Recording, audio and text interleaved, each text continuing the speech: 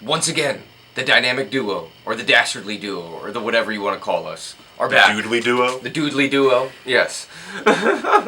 Now I just think of Hidely Ho. Anyway, we're back again. It is Comics Should Smell Good. You may notice once again that there is a person missing. There was some extreme action that went on, and maybe some things got twisted. You know, it happens when you get a little older. Your body isn't as, you know, I don't know, it's not strong. You can't really, you know, do the splits anymore. No, yeah, maybe you shouldn't do splits if you're over 30. Probably not. Probably not, no. But that's okay. Will's gonna have a lot of comics to read, because there's a lot of stuff this week. So that means you will have a lot of stuff to read as well. And you know what? She's a giant stack that Morgan has over here. It's pretty big. I think we're gonna start with that. I have a huge stack. It's a huge stack. Don't question the stack. First of all, speaking of huge, like ginormous, we have the arms of Luther Strode. I mean, the legacy of Luther Strode. Look at the arm! Have you seen those arms? Like, seriously? They're like this. I can't even count those veins. No. Veins shouldn't exist like that, but they're here on the page, drawn by the amazing Tradmore, colored by Philippe Sobrero, and written by Justin Jordan. If you don't already know by now what Luther Strode is from us talking about it every single time it comes out, that's kind of understandable, because it doesn't come out all that often. But this is the final book in the saga of what was once a scrawny nerd like yourself, possibly, who discovered... You calling me a nerd? I was talking to the camera. Oh, okay. Our audience is nerds. Oh, okay. We're obviously cultured purveyors of sequential art. Good. I just wanted to put that out there. Good. Thanks for it. Yeah, this basically turned from a, like, nerdy wish fulfillment series into a modern-day Greek tragedy, into, like, a organized crime drama, into this, like, Dragon Ball Z-style traveling the world, beating up a bunch of other buff dudes comic. Probably brilliant. The best fighting scenes in any comic book ever. Yeah. Ever. It's really something else. We're going to start off with a double shot from DC Comics in the Hanna-Barbera reboot that they've been doing. You might have enjoyed the Scooby Apocalypse, or maybe you got down with some wacky races. This time, it is to go back to the Stone Age and, you know, do construction work with dinosaurs and stuff. And then bowl, of course, lots of bowling in the Stone Age.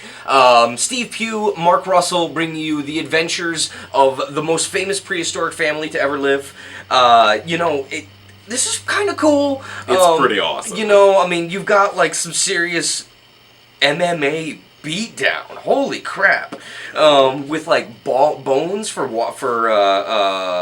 rings. And, you know, this is not your daddy's Flintstones, I don't think, here. Although it still keeps so much of the cartoony energy. Yeah. Like, Steve Pugh is he's a great traditional comics artist, but then at the same time he brings in, like, a lot of range, actually, and facial expressions and, like, acting on the page. It's really cool. That looks very cool. And then, what has definitely been the runaway hit of the Hanna-Barbera thing, Future Quest. Doc Shaner, Jeff Parker bringing you the most awesome retro goodness team up to ever live.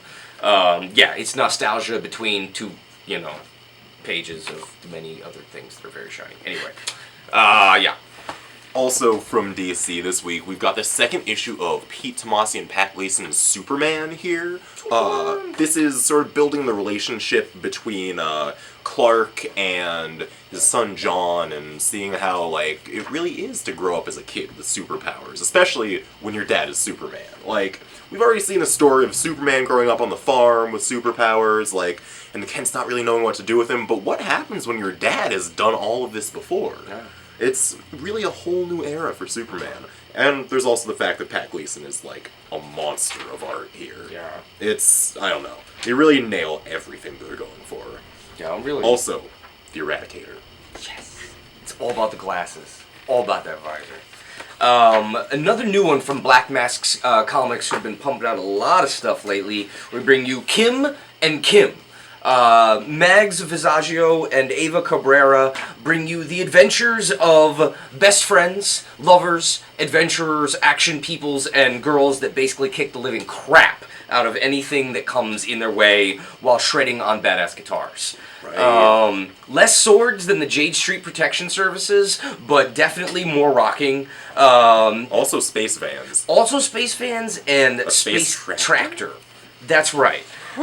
So yeah, Black Mask is really putting out a lot of fun stuff. This has definitely got like a Gem and the Holograms vibe. You've been digging the Sophie Campbell stuff. There's a lot of the Babs Tar aesthetic in the there. Babs Tar aesthetic, yeah. So definitely fun if you're looking for, girl rock fronted, awesome Dayglow adventure. Yeah. And something a little more, I don't want to say average, but I can't come up with a good word for normal at this point. But we've got a whole crap load of Marvel tie-ins here for Civil War 2. We have the totally awesome Hulk, number 8, featuring Mr. Bruce Banner, who is no longer the Hulk. He's actually, happy. He's enjoying things, That's not allowed. being sick, actually. Oh. There's this really funny exchange there. But it's pretty funny in general. Happy Hulk family that's not going to stay that way for very long based on the events of recent issues of Civil War 2. We've got Spider-Woman number 9 featuring, honestly, not much Civil War until the last 4 pages. It's mostly about Wendigos and cannibals, possibly. Okay. We have Captain America Sam Wilson number 11 featuring the return of not just U.S. Agent, but also Rage. Yeah. And he's got the AmeriCops in this.